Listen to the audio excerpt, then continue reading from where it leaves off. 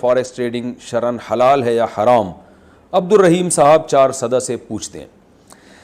دیکھیے on line trading میں ایک اصول یاد رکھیں کہ سونے اور چاندی اور کرنسی کی جو خرید و فروخت ہے اس کے لیے ضروری ہے کہ پہلی بات تو یہ کہ قبضے کے بغیر آگے آپ کوئی بھی چیز نہیں بیچ سکتے سوائے زمینوں کے پلاٹوں کے, وہ ملکیت میں آ جانا کافی ہے, قبضہ اس پہ ضروری نہیں ہے. لیکن جو یعنی منقولی اشیاء ہیں, ایک ایسی اشیاء جو اس کو ایک جگہ سے دوسری جگہ منتقل کیا جا سکتا ہے, پلاٹ کو تو نہیں کیا جا سکتا نا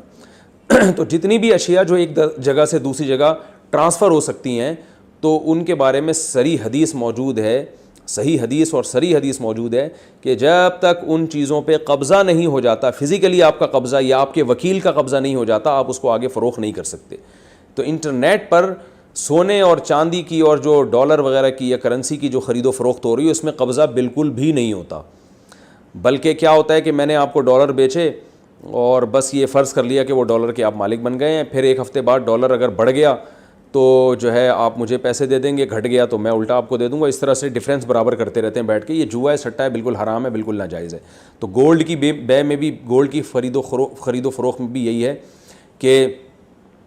گولڈ کی خرید و فروخت میں بھی یہی مسئلہ ہے کہ جب تک آپ کا قبضہ نہیں ہو جاتا آپ اس کو آگے فروخت نہیں کر سکتے. تو فارکس ٹریڈنگ میں یہی ہو رہا ہے کہ گولڈ اور یہ سب چیزیں جو ہے قبضے کے بغیر ہی آگے بیچی جا رہی ہیں, جو بالکل حرام اور بالکل ناجائز ہے. اچھا, اس میں گولڈ, کرنسی اور جو چاندی ہے اس کے علاوہ چیزوں میں بھی بہت زیادہ ٹریڈنگ ہو رہی ہے, قبضے کے بغیر بیچ رہے ہیں, جیسے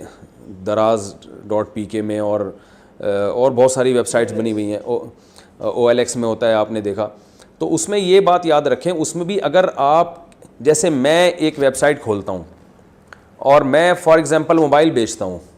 میں آپ کو بتاتا ہوں بھئی ایک ایپل کا موبائل ہے, میں نے آپ کو اتنے روپے کا بیچا, آپ نے, حالانکہ وہ میں نے ابھی خریدا ہی نہیں ہے, میرے پاس نہیں ہے, لیکن میں نے آگے کسی دکان والے سے بات کی ہوئی ہے, تو یہ بے بھی حرام ہے, ناجائز ہے. کیونکہ میں جب تک میرا قبضہ نہیں ہوا اور میں نے اپنی ملکیت میں داخل کر کے باقاعدہ فزیکلی قبضہ نہیں لیا, اس نے مجھے ہینڈ اوور نہیں کیا, تو میں آپ کو بیچ نہیں سکتا. تو یہ بھی ناجائز ہے. اس کو جائز کرنے کا طریقہ یہ ہے کہ آپ کسٹمر کو بیچیں نہیں بلکہ اس سے بکنگ کر لیں کہ بھائی یہ موبائل ہے, یہ میں اتنے کا دوں گا آپ کو. آپ نے کہا ٹھیک ہے میں اتنے کا لوں گا. یہ نہیں کہ میں نے اتنے کا آپ سے ہی موبائل لے لیا, بھائی میں آپ سے ہی موبائل اتنے کا لوں گا, تو میں کہتا ہوں ٹھیک ہے میں آپ کو کہیں سے بھی لا کے دے دوں گا, یا یہ بتانے کی ضرورت بھی نہیں کہیں سے بھی لا کے دے دوں گا, بس یہ موبائل میں آپ کو اتنے کا دوں گا. یعنی سودا نہیں ہو رہا, سودے کی بکنگ ہو رہی ہے, بیچا نہیں جا رہا, بیچنے کا وعدہ کیا جا رہا ہے کہ میں آپ کو اتنے کا دے دوں گا. تو یہ پھر جائز ہے. پھر آپ نے مجھ سے ایک چیز خریدی کہ بھئی یہ موبائل ہم نے آپ سے 1 لاکھ کا خریدا, یعنی ہم آپ سے 1 لاکھ کا خرید رہے ہیں, خریدا نہیں بلکہ خرید رہے ہیں, آپ ہمیں کہیں سے لا کے دے دیں.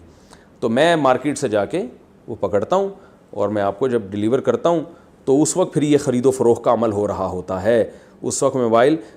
یعنی آپ کو دے رہا ہوں اور آپ سے پیسے لے رہا ہوں, تو یہ خرید و فروخت کا اس وقت عمل ہو رہا ہے. تو جب اس وقت عمل ہو رہا ہے تو وہ چیز میرے قبضے میں بھی آ چکی ہے اور میں اس کا مالک بھی بن چکا ہوں. البتہ اس میں ایک خطرہ یہ ہے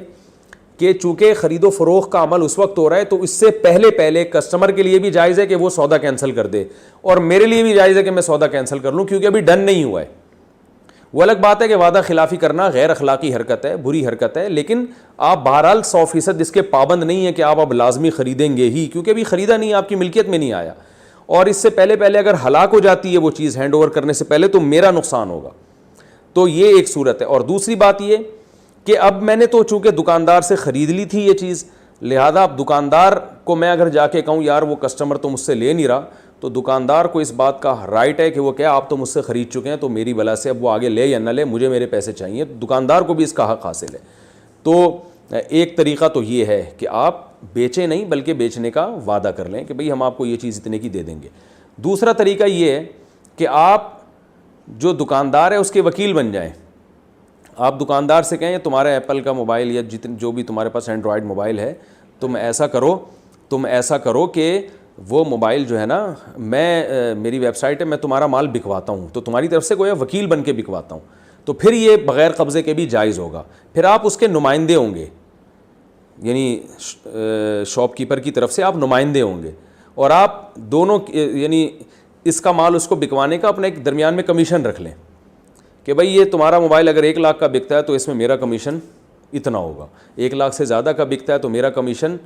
اتنے % ہوگا. یہ بھی ٹھیک ہے, یہ بھی ٹھیک ہے کہ بھئی جتنے کا بھی بکے گا تو 1 لاکھ تمہارے ہوں گے, اس سے اوپر جتنے کا بکا وہ میرے ہوں گے. یہ مکروہ ہے, ناپسندیدہ اس طریقے سے کمیشن لینا, لیکن بہرحال گنجائش اس کی بھی ہے. بہتر طریقہ یہی ہے کہ آپ شاپ کیپر سے یہ کہیں کہ میں تمہارا مال بکواؤں گا اور بکوانے کا ایک مخصوص کمیشن طے کر لیں کہ میں اتنے % لوں گا, جتنے کا بکے گا اس میں سے اتنے % میرا. تو یہ ہر سیل پر 10 روپے میرے یا 100 روپے میرے. تو اس طرح سے دونوں کے لنک کے ذریعے جو آپ ایک درمیان میں کمیشن ایجنٹ بن سکتے ہیں, اور اس طرح بھی جائز ہے. لیکن یہ کہہ کے بیچنا کہ آپ کے پاس ایک چیز سرے سے ہے ہی نہیں, آپ کا قبضہ یہ ہے تو مگر آپ کا قبضہ نہیں ہوا ابھی اس کے اوپر, اور آپ اس کو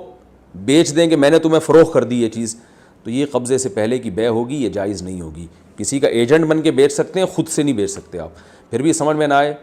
تو پولیس کو بتائیں, انشاءاللہ وہ آپ کو اچھی طرح سے سمجھا دے گی, یا کسی قریبی عالم سے رابطہ کریں, وہ انشاءاللہ آپ کو سمجھا دیں گے.